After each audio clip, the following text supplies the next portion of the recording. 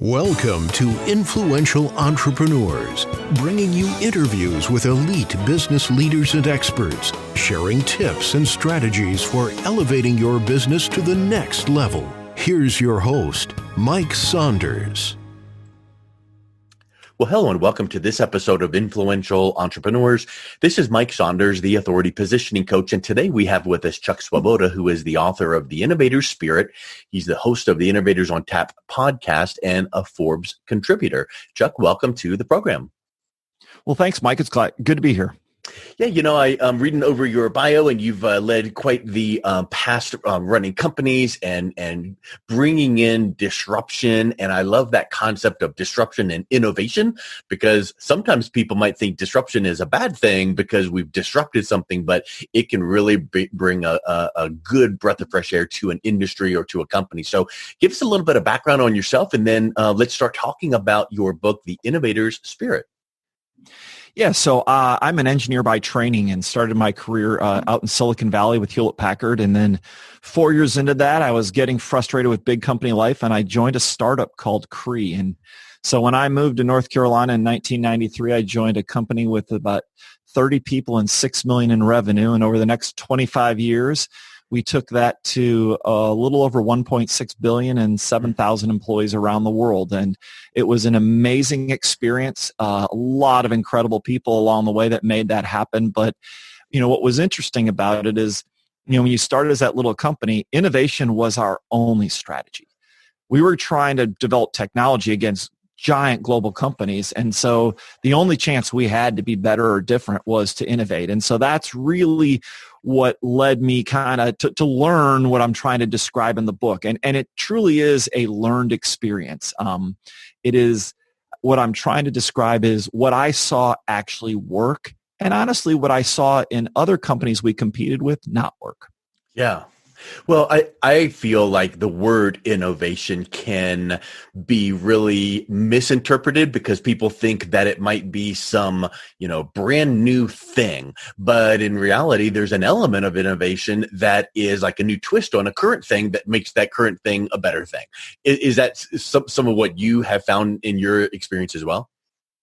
Yeah, it's interesting. When someone asked me, so how'd you guys do it? I first had to decide what it was. And so I took the time for the first time in my life to define what is innovation. And to me, it's something new that solves a problem and creates value. And by new, it doesn't have to mean a brand new idea, but it's a new application of that idea. In fact, oftentimes great innovations are, ideas borrowed from one domain, applied in another one.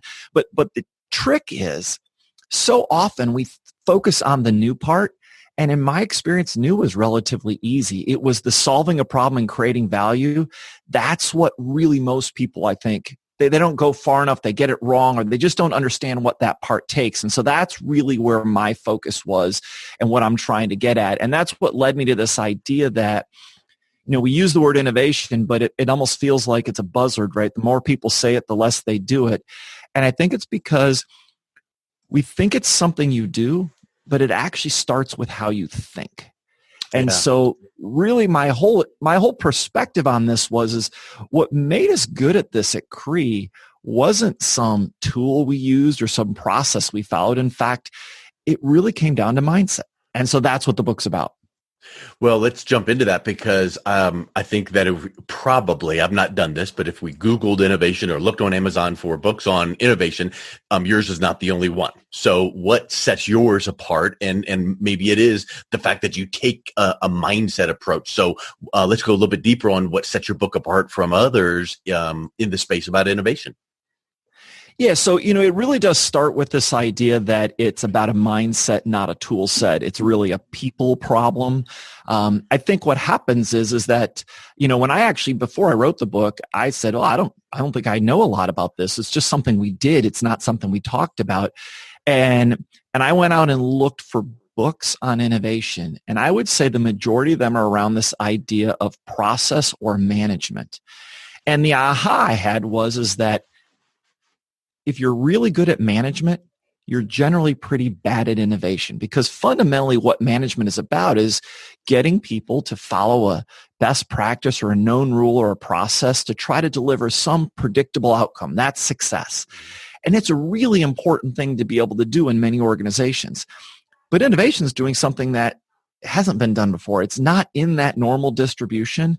And so the things that make you good at management typically get in the way of innovation. And in fact, what I found is even the way people think it gets in the way. And so that's really where I got started on this and said, look, what I want to try to do is help people figure out, I think it's inside everyone to have this innovator spirit, but you've got to really look at yourself in a different way and really question what are the beliefs that you have that really drive your behaviors. And when you get at those, what you're going to see is you may or may not have the ones that are necessary for innovation. And so then if you want to go about it, you have to uncover them. It makes me think of the old kind of the saying, let's call it that, but I'm sure you've heard of this. Hey, knowledge is power. And your mind starts thinking, yeah, knowledge is power. I heard that. Yeah. Is a fallacy because knowledge is potential power. You have to put that power into action. So I love that contrarian kind of view, and I love where you're going with mindset, where it's the way you think and approach and view something in a new light. And I wonder, number one, if we could talk about some examples of this, but number two, I would suspect that it's not something that is easily shifted and attained internally because you can't see the forest for the trees. If you're in the organization and you read the book and you go, cool, here's this checklist. How should I start thinking about this? Many times you need maybe an outside perspective to help you walk through that, to maybe take the blinders off. You have it absolutely right. So the challenge is that we become a product of our past experiences. And so if you think about it, how you grow up affects your beliefs and the experiences you've had. And so, if you just start to think about it, most of us, our life experiences have led us to believe that it's better to avoid risk than to take risk. Mm-hmm. Or we've learned to believe that we're striving for best practice. But yet best practice means you're not any better than what someone else has already done. Instead, we should be striving for something even better. Or even take a recent situation where, most of us have learned that a crisis is a problem. And it certainly does create problems, but they also create opportunities. And so there's two versions of mindset there in each of those examples. And it's really which one you put yourselves in. And what I found is that, some of us have different life experiences, so we're probably start out biased more one way or the other.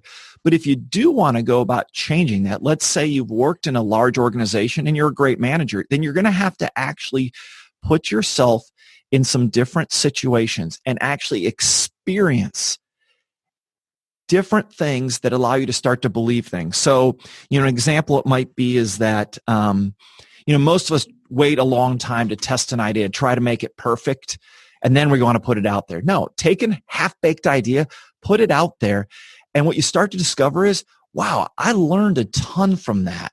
And it's actually better to take what you know and learn from it than to try to wait for perfect information, because actually there is no such thing as perfect information. Or, so many of us are trained that you need a backup plan and contingency. The problem with that is that reduces the focus it takes to actually make innovation possible. Look, this is hard stuff. You're trying to do something that no one's ever done before. So if you have a backup plan or contingency, you're going to be too easy to fall back on that. So if you get rid of it, you make success the only option you can have. And it's even as simple as I tell people, if you want to get started, you work in a large organization, sign up for a goal you're pretty sure you're not going to hit. Yeah. And when you find that even though you don't hit it, you survive, you'll start to realize there wasn't so much to be afraid of in the first place. And you start to create this, wow, but I learned stuff I would have never learned. But you have to experience it. And it's something you have to practice to eventually create, a new belief system to allow you to do this. And by the way, just to be clear, innovation is a powerful tool, but it's a tool that should be applied or an approach in certain situations. If you work in an organization where things are pretty good and everyone's pretty happy, fundamentally it's going to be almost impossible to innovate there, because without this motivation that you kind of have to figure it out, you're not going to be able to overcome some of those cultural barriers that say, no, don't rock the boat. Well, that makes me wonder or think of a question. Isn't it true that if you're under, I don't know, let's call it stress, duress, time crunch, that maybe then your creativity is hampered a bit. So maybe the level of innovation that you should have is compromised. So what do you do about that? So it can be if you look at it that way, but imagine a scenario like this. And I'll just give you a really low-tech example, but one that we can all relate to. So most people have seen the movie Apollo 13. And, so they go up in space and they think they're going to go on the moon, and except they have a problem and they lose their oxygen tank. And now they're basically trying to figure out, can they even get them back to Earth? So you take one of the most structured organizations, incredibly rule-based, spend years preparing, and you say, guess what? We're going to have to do something. And if we don't figure it out, they're going to die. All of a sudden, you actually get the ability to break through all kinds of barriers and get creativity that wouldn't have been possible, because you're going to lose if you don't do it. So you might as well try these things. So when I discuss this, I agree.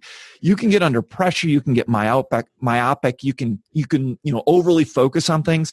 What I'm saying is create a situation where you've got nothing to lose, because the alternative is it's not going to work anyways.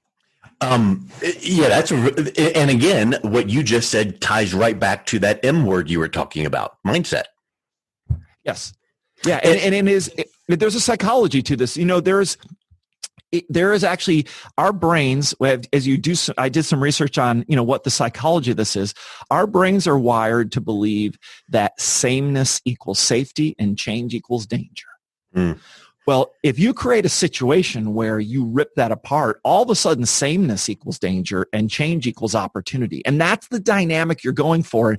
And, what I experienced over those 25 years is every day something wasn't going right. We were having to take risks, and it actually became something you become comfortable with, and you can do it, and you don't actually have to think about it. And honestly, it forced us to actually have to recruit people that were more wired that way than otherwise, because it was such a different experience.